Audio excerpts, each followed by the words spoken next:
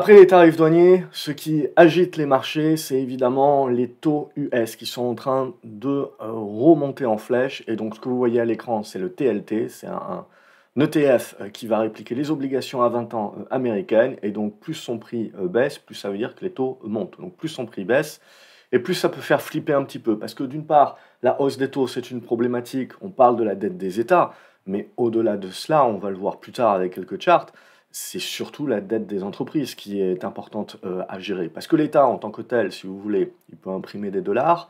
On peut toujours avoir, à un moment donné, si les taux montent au-delà des 5% et commencent à créer vraiment des problématiques, la Fed va être poussée justement vers un agissement. Donc, beaucoup de personnes parlent évidemment du budget, le Beautiful Bill de Trump, qui va, si vous voulez, permettre de garder les taux bas et donc les marges des sociétés assez élevées, donc quelque chose qui est quand même positif pour la bourse, stimulus entre guillemets euh, pour, euh, pour les marchés. Mais au-delà de ça, ça coûte très cher dans un monde où, où on est en plein déficit. Les déficits vont être creusés. Donc en fait, les Américains font ce que les Français savent faire depuis très longtemps, c'est-à-dire donner un coup de pied dans la canette et dire ça, c'est pour la génération future, c'est pour le prochain président qui devra gérer ce niveau de dette. Donc il devra les gérer certainement en défaisant ce que Trump fait, c'est-à-dire, comme le disait très bien Charles, membre de l'Académie ce matin, potentiellement en touchant aux impôts sur les sociétés qui ont été baissés toutes ces dernières années, et potentiellement, il faudra les remonter. On rappellera évidemment qu'en Angleterre, par exemple, l'attaque des marchés sur la dette a viré Liz Truss, la précédente première ministre, qui avait également un budget, et tout a été retoqué. Et c'en est fini, évidemment, une hausse plutôt sur des budgets plus restreints. Et ce que l'on voit, c'est que l'Angleterre s'en sort pas trop mal. Aujourd'hui, on est sur des performances boursières qui sont très bien, alors qu'on avait passé un passage à vide. Mais bon, il y avait eu le Brexit et on s'était isolé en Angleterre. Les États-Unis, potentiellement, sont aussi en train de s'isoler. Donc c'est là aussi où on voit que les marchés, et quelque part, Trump a un patron, ce sont les marchés. Et ça reste les marchés, et ça reste le marché obligataire. Il ne faut pas oublier une chose, que le marché obligataire devient de plus en plus illiquide. Il est entre des mains de moins en moins nombreuses qui détiennent des grosses parts. Et ces grosses parts sont détenues par la Banque centrale européenne, lapsus, américaine, la Fed, et Warren Buffett aussi, il en a une grosse part, mais les banques américaines aussi. Donc, d'un certain côté, Trump veut aussi pousser la dérégulation au niveau des banques pour qu'on puisse acheter de la dette, pour faire en sorte de bloquer également l'expansion de la dette à long terme. Tout cela, évidemment, c'est une problématique où on se dit, oulala, les taux peuvent continuer de monter, et donc ça va asphyxier complètement l'économie. Mais d'un autre côté, si l'économie est asphyxiée déjà par les tarifs douaniers, parce que les tarifs douaniers, on fait des deals, mais on n'en fait pas tant que ça, on voit, ça traîne. Juillet va arriver assez rapidement quand même, et donc c'est la fin des pauses, et à un moment donné, il faudra bien décider. Et à mon avis, Trump, si vous voulez, il est obligé quand même de faire quand même une hausse des tarifs. Ces hausses de tarifs, elles sont moins importantes que le raz-de-marée que l'on avait début avril, mais c'est quand même des hausses de tarifs. Donc ça va quand même impacter le consommateur, impacter l'économie.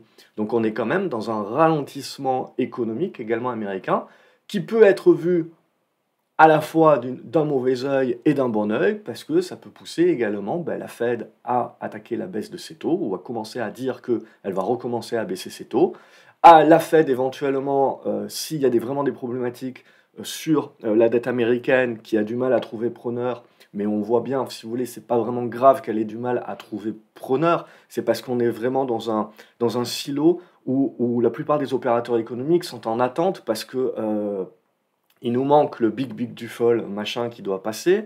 Trump change d'avis un petit peu tous les mois. Donc c'est normal aussi qu'en tant qu'investisseur et patron, on se retrouve dans une espèce d'incertitude. Cette incertitude, forcément, c'est un impact économique.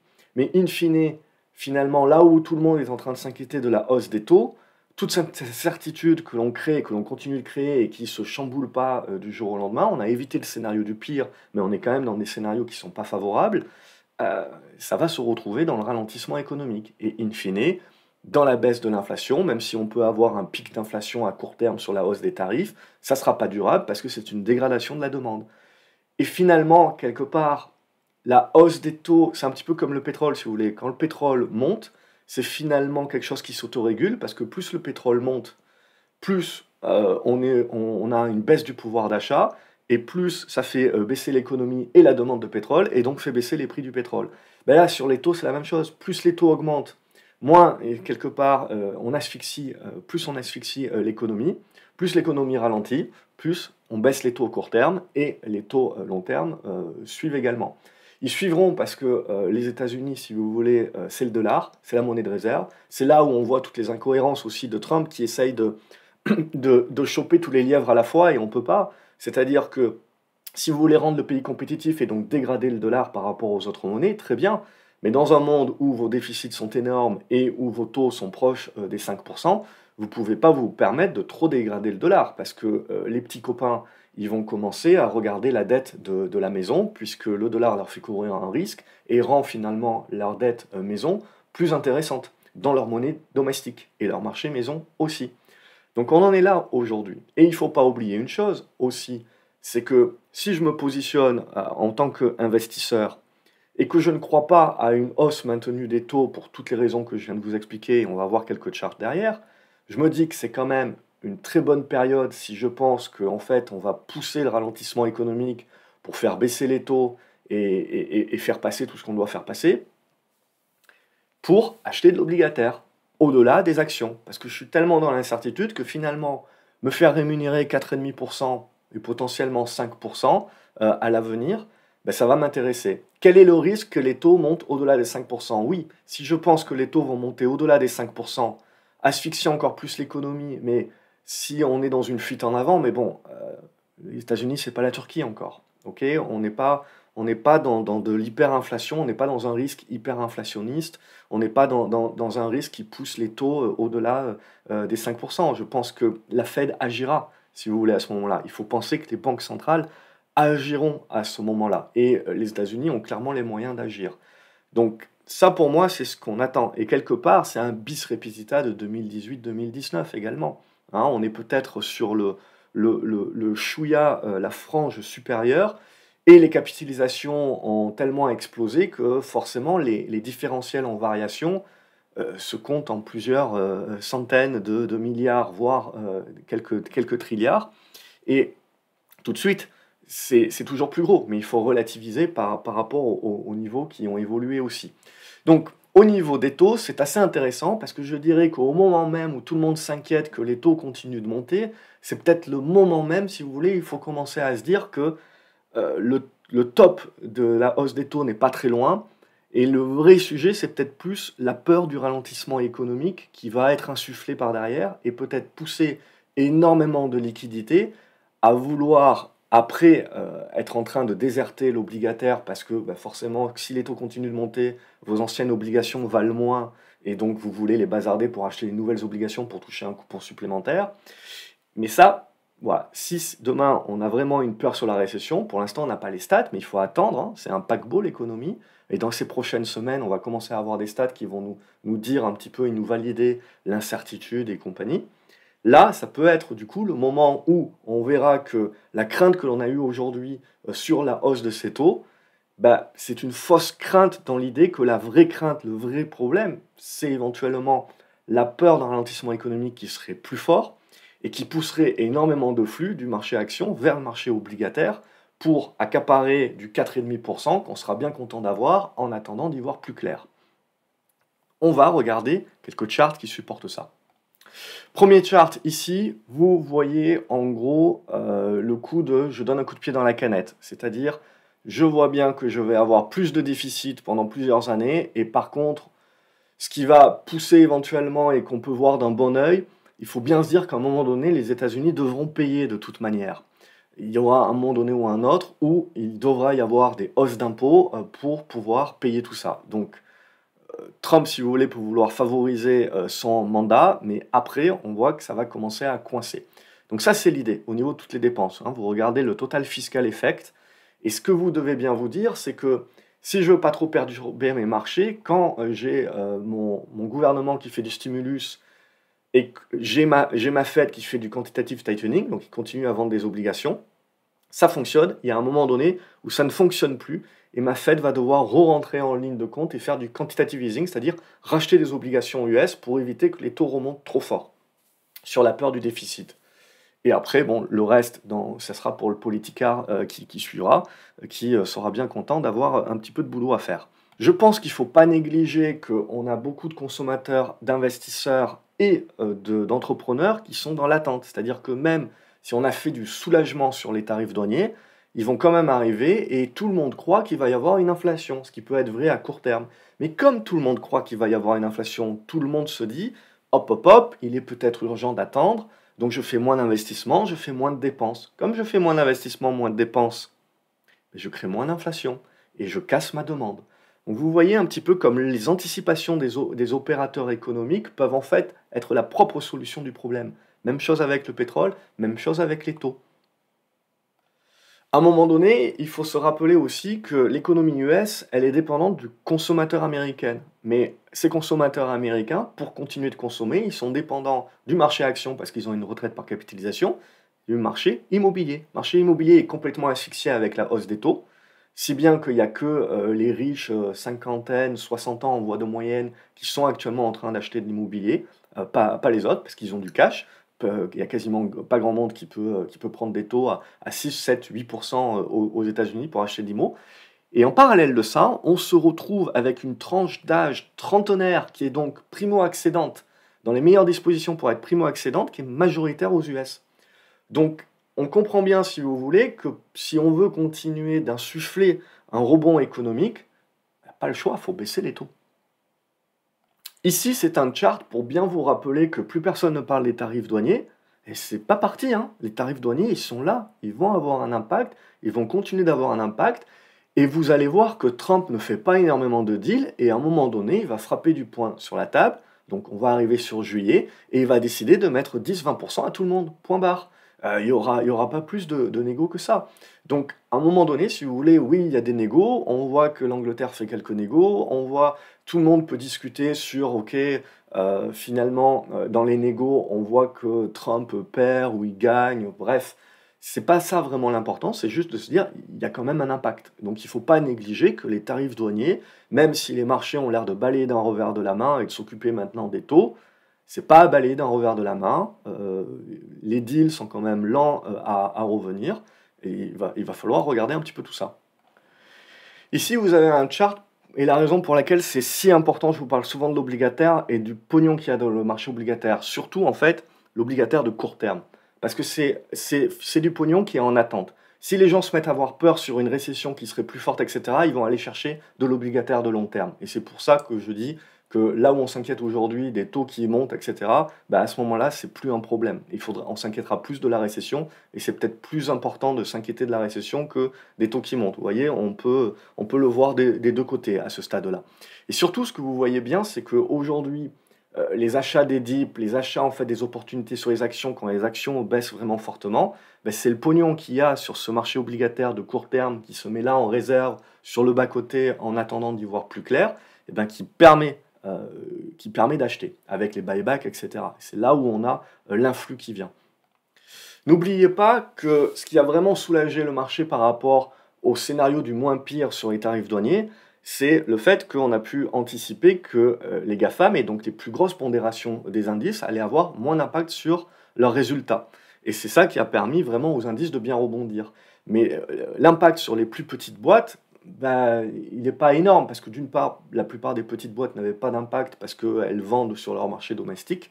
Donc c'est ça aussi qu'il faut voir à un moment donné, quand on parle de relais sur des baisses d'impôts, si ça passe ou pas, et on aurait un relais sur des plus petites capes, il faut aussi mettre ça en parallèle avec le risque d'un ralentissement économique plus important, et donc qui impacte plus les sociétés domestiques. Bref, la problématique avec la politique de Trump actuellement, c'est qu'on est vraiment au milieu du gué, on cherche à tout avoir, et on ne peut pas tout avoir. Donc à un moment donné, Trump sera forcé également de choisir. Ce qui fait également qu'on est quand même sur des marchés qui ont beaucoup d'incertitudes et qui sont sur des niveaux de valorisation chers. Donc c'est quand même là aussi, il faut se poser les bonnes questions et être très sélectif et faire attention. On voit finalement qu'un marché qui est moins cher, entre guillemets, par rapport à sa moyenne historique, c'est le Royaume-Uni. Les marchés émergents sont déjà sur la moyenne haute de leur niveau de valo. Pareil pour l'Asie, l'Asie Pacifique, si on sort le Japon, vous voyez. Pour l'Europe, si on sort les granolas, c'est ça que j'aime bien dans ce chart, on sort les granolas. Donc on sort les grosses pondérations des indices européens qui sont survalorisés de la même manière que les GAFAM et compagnie. Alors, on peut discuter sur la survalorisation, mais on va dire on sort les meilleurs en gros, et on voit qu'on est quand même sur la tranche haute de la moyenne historique. On peut continuer de pousser, mais grâce à l'euro, on a bien eu quand même les rotations. On voit également que si on sort les US, on est à peu près sur le même niveau. On voit que l'Europe sans les granolas est à peu près sur le même niveau de valorisation que le monde sans les US. Donc ça, c'est l'aspect rotation géographique et rotation value également. L'Europe, vous voyez, si on réintègre les granolas, on est à 14,4. Donc les granolas donnent un petit surplus de valorisation, mais ce n'est pas non plus énorme. Par contre, regardez les US, le surplus de valorisation qui est donné avec ce côté tech, ben, il est là. Maintenant, bien entendu, c'est ce qui crée, c'est là où vous avez le plus de marge, c'est là où vous avez le plus de profit. Ce qui me fait dire en début de vidéo, quand on a dit à un moment donné ou à un autre, Trump ne pourra pas tenir ou son successeur ne pourra pas tenir la baisse des impôts sur les sociétés américaines, l'idée, ce n'est pas une remontée de l'ensemble des impôts parce que ça casse le tissu économique, et le tissu économique, c'est les PME. Et donc l'idée, moi je verrais plus une idée, mais après je ne suis pas politique, c'est de dire, on va prendre quelque chose qui est très français aussi, on va taxer les super profits, des granolas et des GAFAM. Les plus grosses boîtes, vous les surtaxez, les autres, vous maintenez des taux bas. Et vous essayez de stabiliser votre économie comme ça, tout en récupérant une manne financière qui vous permet un petit peu de réduire vos déficits. Vous jouez également, il va falloir jouer avec l'inflation pour réduire automatiquement les déficits et essayer voilà, de dynamiser comme au sortir de la Seconde Guerre mondiale. On a des très gros déficits et on a des très gros besoins stratégiques d'investissement en matières premières, en défense, en infrastructure. Et donc on veut continuer à faire du stimulus tout en ayant des déficits importants et en évitant que les taux longs partent trop haut. Donc à un moment donné, il faudra décider pour caper tout ça, etc. Et pour moi, là, ce qu'on avait fait au sortir de la Seconde Guerre mondiale, on y va. Parce qu'on est dans la fuite en avant de toute manière, et à un moment donné, vous n'avez pas d'autre régulation que de faire en sorte de créer de la croissance, ce qui réduit le ratio de votre dette, et d'accepter un peu plus d'inflation à 2-3%. C'est-à-dire que ma norme de ma BCE et de ma Fed, qui est mon objectif, c'est une inflation à 2%, ben peut-être je la passe à 3%. Et ça déjà, sur quelques années, où vous stimulez la croissance, ça va commencer à résorber les ratios. Donc c'est soit ça de toute manière, soit on va vers de la décroissance à un moment donné. Hein. Donc faudra trancher. Et le capitalisme, ben, il va choisir la fuite en avant. Ce qui veut dire que au-delà du court terme où on peut se protéger sur les obligataires, sur l'obligataire, les actions vont quand même rester pour moi la poche d'actifs la plus intéressante dans les années à venir. Bien entendu volatile, mais c'est ça qu'il va continuer de falloir regarder, investir pour conserver, je dirais, son pouvoir d'achat. Il y a beaucoup de personnes, vous verrez sur les réseaux sociaux, qui vous donnent ce graphique. Et il vous dit, regardez, en violet, c'est la courbe de mon S&P 500, et en jaune, c'est la courbe de mes transports routiers, en tonnage. Donc en gros, ma logique, c'est que mon indice boursier doit suivre l'économie. Or, ça fait des années que les mecs, ils n'arrivent pas à calculer, mais on va en parler. Et vous voyez que, historiquement, ben, je suis. La problématique, c'est que depuis le Covid, je suis plus du tout. Mon S&P, vous voyez, mon transport routier, en fait, est étal. Et globalement, mes valorisations et mes indices boursiers sont en firmament. Donc, la conclusion, c'est de dire, les marchés boursiers sont survalorisés, ça va craquer. La problématique, c'est que depuis 2020, le poids des technologiques, dans les résultats des sociétés et dans les indices, dans les pondérations des indices, ont explosé. C'est-à-dire que si je veux réellement faire le lien entre mon économie et mes marchés boursiers, il faudrait que je fasse le lien et la comparaison avec un indice boursier qui comprend essentiellement des valeurs qui sont liées à l'économie, domestique, et donc à la value, au côté industriel des choses. Et là, je pourrais réellement comparer. Et d'ailleurs, si je prends le Dow Jones ou si je prends des indices justement, parce que le Dow Jones a commencé à intégrer des valeurs techno, etc. Mais si je prends des indices beaucoup moins techno, je ressemble globalement à la courbe jaune toujours. Donc c'est là où il faut faire attention à ce que vous pouvez voir sur les réseaux. Le S&P 500 d'aujourd'hui ne représente plus du tout l'économie, et on peut toujours arguer ça ne représente jamais, depuis que l'économie des US, c'est essentiellement la tech. Et on a 7-8 valeurs dont les profits représentent 90% de tous les profits qui sont générés par toutes les boîtes aux US. Donc c'est juste pour vous relativiser un petit peu les choses. Le S&P 500 n'est pas à ce niveau-là pour rien. Il est sur la base qu'il est concentré dans des valeurs qui font des profits énormes. Ce qui peut trouver de la volatilité parce que ces profits peuvent être chamboulés, pourquoi pas, par une super taxe par exemple, ou par le fait que les Américains peuvent décider de la jouer à l'européenne dans quelques années, peut-être pas tout de suite, mais il ne faut pas oublier qu'on peut casser les conglomérats. Ce qui fait la force des US aujourd'hui, c'est le fait qu'ils ont façonné des conglomérats. Ce qui a fait notre faiblesse en Europe, probablement, c'est qu'on les a cassés. Et maintenant, en Europe, on commence à dire « Ah tiens, il faudrait les refaçonner », c'est intéressant. Faire et défaire, c'est toujours travailler. Et aux États-Unis, si on regarde bien politiquement, peut-être pas pour tout de suite, mais c'est quand même sur la table, de casser les conglomérats. Donc c'est assez intéressant de voir ça, parce qu'en effet, on peut la jouer à la mode Warren Buffett, il ne faut pas parier contre les US, mais on voit que le politique dans les années, décennies à venir, a quand même une grosse capacité de nuisance. Mais bon, ça, on le savait déjà. En règle générale, tout le monde va vous dire « Tiens, tel marché a performé de tant de pourcents. Tiens, tel marché est en surperformance. » Aujourd'hui, beaucoup de personnes découvrent la Pologne et vont nous expliquer la Pologne est en hausse de 28 ou de 30%. Et c'est vrai. Et vous pouvez dire la même chose, il y avait eu la Turquie qui avait bien monté, l'Argentine était bien montée aussi ces dernières années, etc. Et ce que je vais toujours vous rapporter, c'est comme pour les US, c'est OK, mais en quelle monnaie? Parce que la Pologne fait très bien, et elle fait plus 28, plus 30% depuis le début de l'année, mais en zloty, elle fait plus 50%. Parce que le zloty s'est apprécié contre l'euro et contre le dollar sur la même période. Contrairement, ou si vous regardez le Liban, ou si vous regardez des pays comme ça qui sont en plus dans de l'hyperinflation, comme la Turquie et compagnie, il y avait eu ces derniers temps des grosses performances, mais si vous regardez par rapport à la monnaie locale, en fait, c'est quasiment zéro, ou c'est négatif, ou c'est, en gros, le marché action sert vraiment de protection contre l'inflation. Euh, et là, ça casse tout de suite la performance. Donc, en tant qu'étranger, si vous voulez, vous avez une meilleure performance, en plus, si vous ne vivez pas dans le pays, quand vous avez cette inflation-là. Donc, il faut toujours se mettre en perspective. Par exemple, quand Trump a annoncé ses tarifs douaniers, le marché action américain a baissé très fortement, vous le savez. Mais si vous y étiez en euros, eh ben, vous êtes pris également la salve que vous avez une perte de pouvoir sur le dollar. Donc en fait, vous avez eu la double sanction. Là où ces dernières années, en fait, les Européens et les étrangers étaient plutôt gagnants parce que le marché boursier américain progressait et le dollar progressait aussi contre leur monnaie. Et donc, tout le monde, évidemment, allait sur les US parce qu'on avait le double effet qui se coule de la double performance. Et c'est plus vrai aujourd'hui. La remontée de l'euro a fait que, même si vous êtes un petit peu performant sur les US, ben, il vaut mieux rester à la maison. Vous récupérez la même performance, mais elle n'est pas amputée de la baisse du dollar dernièrement. Donc voilà, on peut le jouer dans tout ça, mais la monnaie est ultra importante.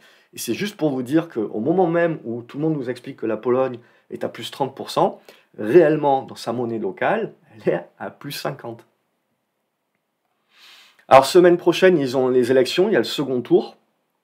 Ça sera très très serré, globalement, et on verra. Si Trzaskowski gagne, c'est le parti de Tusk, et ben on se retrouve avec une Pologne qui est en fer de lance de la croissance européenne et qui se retrouve avec une majorité présidentielle, donc parce qu'en Pologne, il ne faut pas oublier que le président a un droit de veto, donc ça bloque énormément le gouvernement, même s'il est majoritaire aujourd'hui. Donc avoir un président de la majorité, ça va ouvrir les vannes au parti actuel qui est pro-européen, et on verra bien ce que ça va donner, mais ça va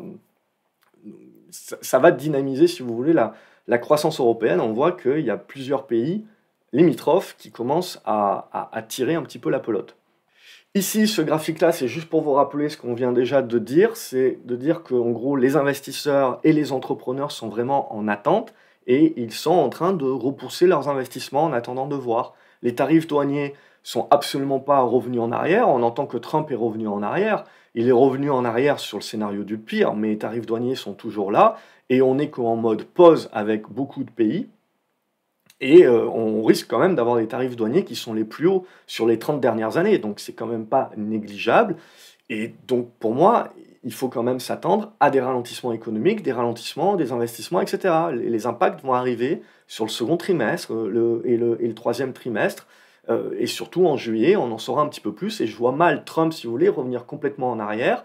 Il va faire des deals, et cetera, mais on voit que c'est quand même lent. Alors il reste un mois et demi à peu près, mais c'est quand même lent maintenant pour la suite, et il restera un résidu. Et si ce résidu c'est 10-20%, c'est toujours très important. L'impact est moindre que ce qu'on avait début avril, mais il y a un impact quand même.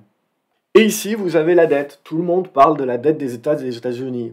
On s'en fout, honnêtement. Ils peuvent être en déficit de 10%, on s'en fout. Les taux peuvent monter, je veux dire, la Fed peut agir. Les banques peuvent racheter, la Fed peut racheter de l'obligataire. On peut imprimer des billets. Bref, on peut résorber le truc. C'est de la fuite en avant, je suis d'accord. On pousse la canette un peu plus loin sur la route. Il faudra le régler à un moment donné, je suis d'accord. Mais je veux dire, on peut encore tenir comme ça un moment.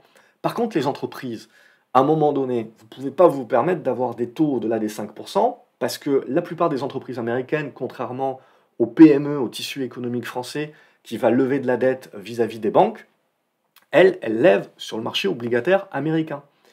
Et quand vous êtes plus ou moins risqué, ben, si vos taux sont à 5%, et c'est le moins risqué puisque c'est la note, alors maintenant, c'est plus du triple A, mais c'est la note de l'État américain, ben vous êtes potentiellement facilement à 8, 9, 10.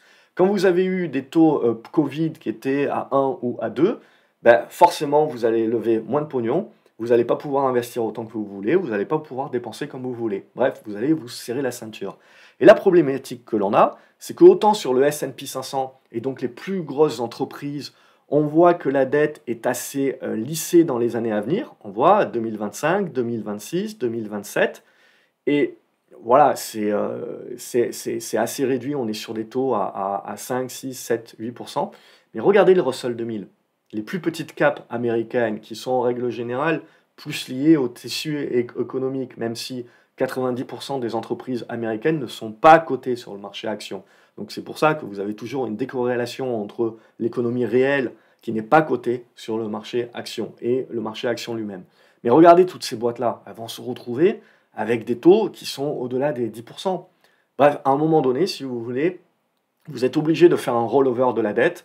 Il va falloir négocier ça, mais à un moment donné, au-delà de la dette du gouvernement, c'est la dette des entreprises qui pose un problème et qui est un mur en face.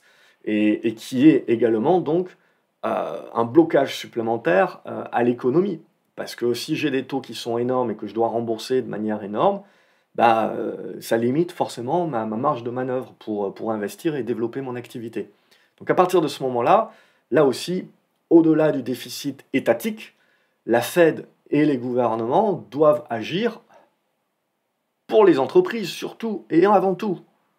Bref, on l'a vu, les gouvernements en cours ou à venir seront plus ou moins stoppés par le marché obligataire, devront plus ou moins remonter les taxes à la fois sur les particuliers, mais aussi les entreprises. Alors, comme je l'ai dit, ils choisiront peut-être surtout de taxer les grosses entreprises et pas le tissu économique, parce que sinon, bah, c'est le double effet ciseau avec la hausse des taux. Mais ce que vous voyez également, c'est que les marchés boursiers ont créé aussi des inégalités grandissantes. Les riches sont devenus plus riches. Et à un moment donné, là aussi, pour un politique qui à un moment donné cherche la majorité électorale, ben, taper sur les riches, ça devient aussi facile. Et même aux États-Unis, il ne faut pas le négliger.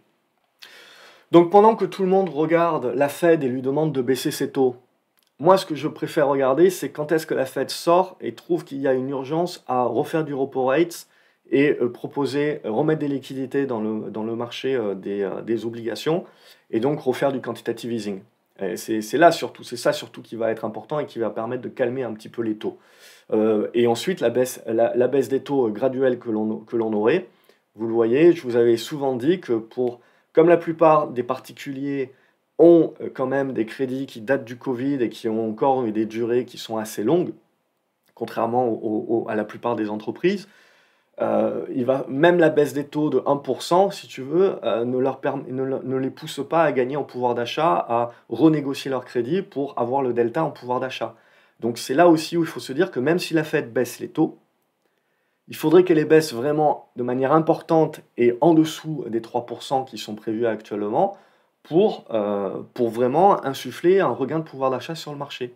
Ça n'arrivera pas. Ils vont les baisser certainement à partir de septembre, ils vont commencer à les rebaisser, mais ça ne sera pas suffisant. Pour moi, ce qui sera l'étincelle, comme en 2019, c'est si la Fed sort du bois en mode quantitative easing.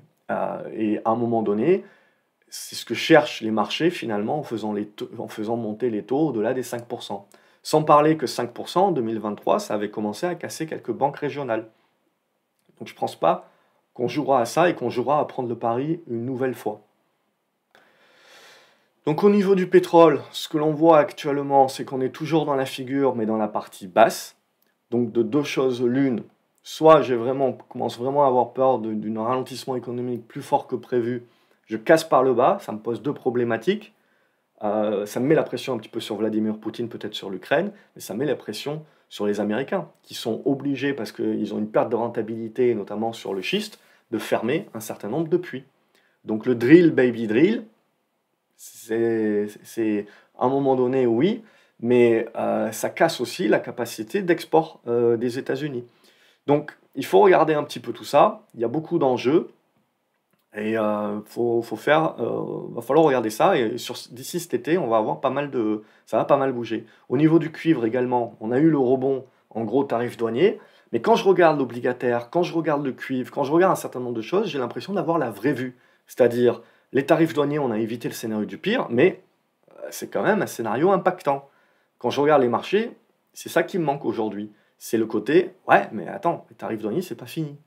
Les taux et tout ça, ok, très bien, mais les tarifs douaniers, c'est pas fini. Donc, mon sujet numéro un, c'est mon impact en ralentissement économique plutôt que mes taux. Vous verrez, dès qu'on va commencer à parler ralentissement économique qui est peut-être plus fort que ce qu'on avait prévu, qu'on commence à avoir des stats là-dessus, les taux vont plus être trop un sujet. Donc on se retrouve aussi avec, si on veut faire baisser les taux aux US et que la Fed ne nous y aide pas, ben il nous faut un dollar fort. Il faut qu'on réattire les flux à acheter de la dette américaine parce qu'on n'est pas foutu de nous-mêmes la payer. Alors j'y crois pas, hein. Je pense que de manière interne, les US paieront si vous voulez, ils n'ont pas besoin de l'extérieur. Mais à un moment donné, il va falloir choisir entre la compétitivité de mes boîtes et donc un dollar qui continue de se faire sabrer, et accepter que mes taux remontent parce que pour l'instant, en interne, mes banques et ma Fed n'achètent pas. Donc je vais avoir besoin de choisir là aussi. Et je pense que le moment où ça fait peut-être un petit peu mal, c'est si l'euro-dollar pète les 1,16. Là où l'Europe et les États-Unis seront probablement d'accord, c'est que pour l'Europe, ça ne va pas nous arranger non plus si on commence à péter les 1,16 et qu'on va vers les 1,20. Ça n'arrange pas les US. Alors la compétitivité du manufacturing, c'est bien beau, oui, ils vont regagner un petit peu, mais il faut ça pendant une longue période de temps, premièrement, et surtout, c'est ça, si vous voulez, de bien par rapport à ça de mal. Donc c'est là où ça coince un petit peu. Et pour l'Europe, à un moment donné, on perd de la compétitivité.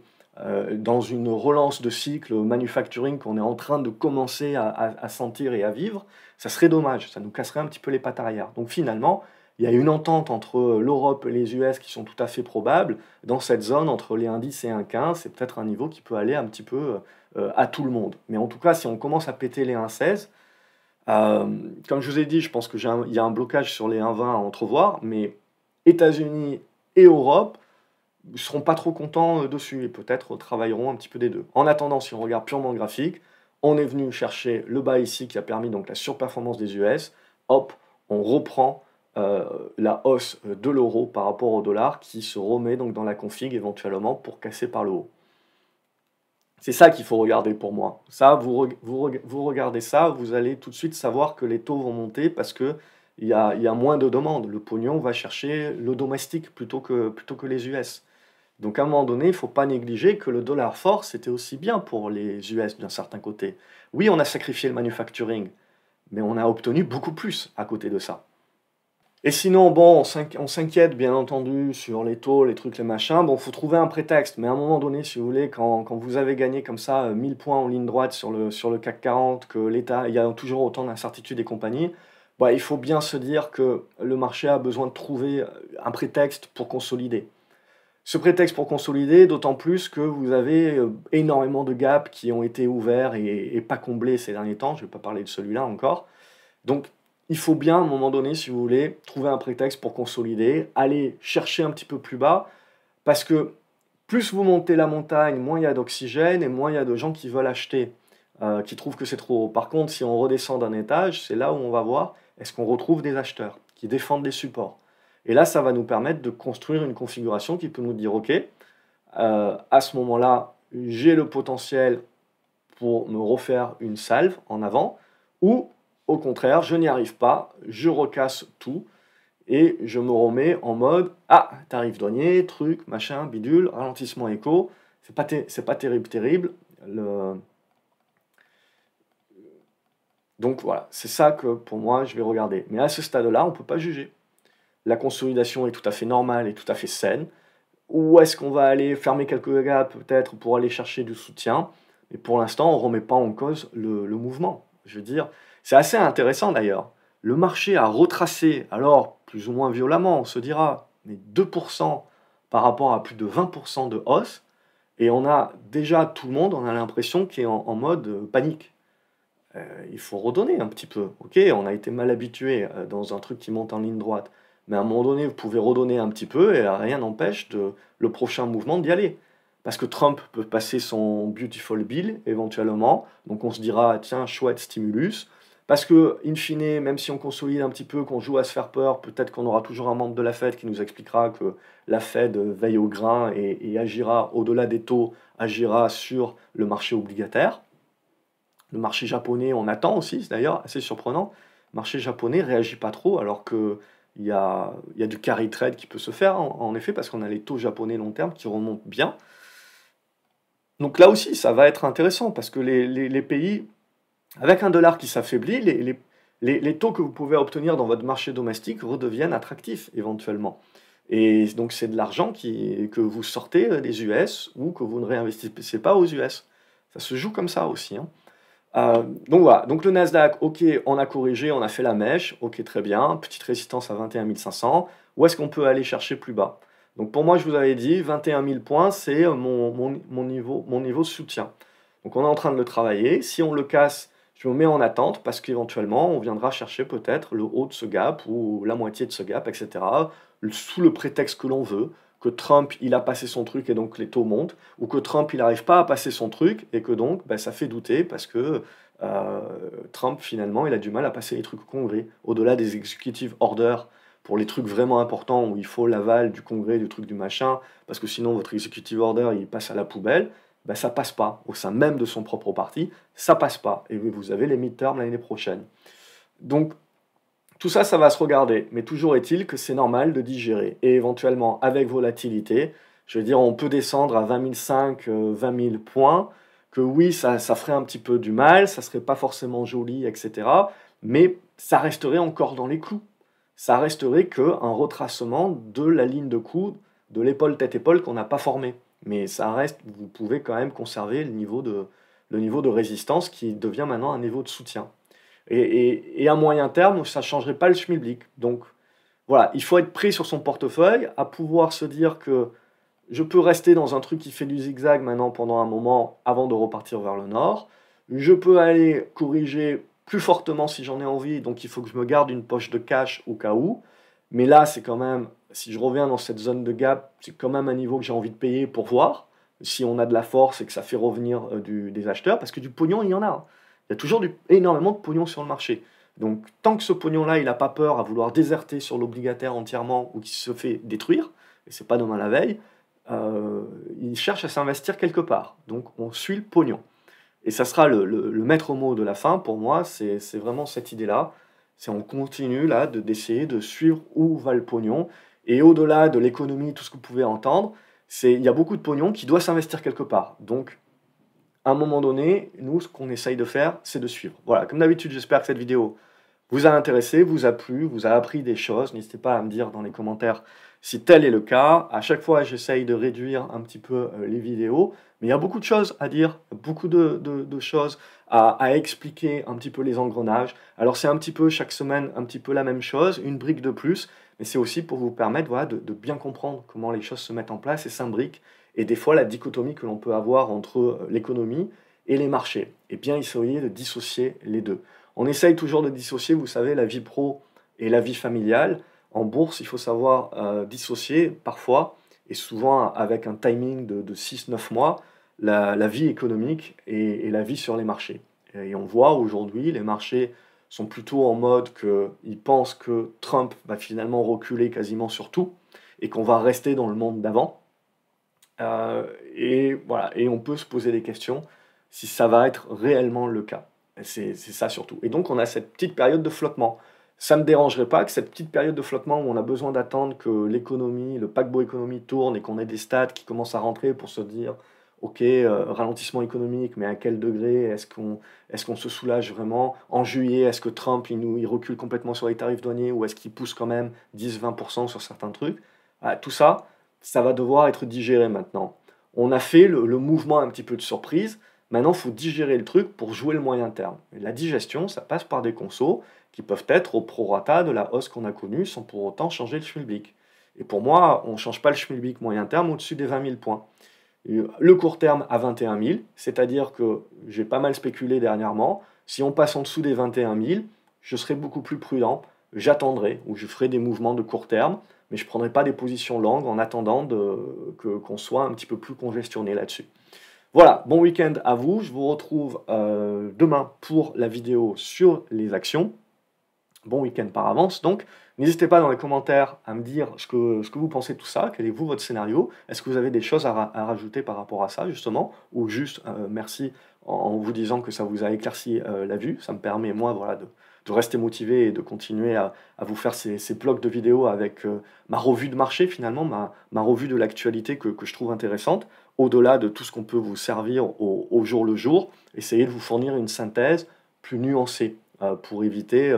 on le voit, Nasdaq baisse de 1% et on a l'impression que tout le monde est redevenu négatif alors qu'on a gagné 20% en ligne droite. Bon, il faut mesurer les choses. La neutralité et les consolidations font partie du marché.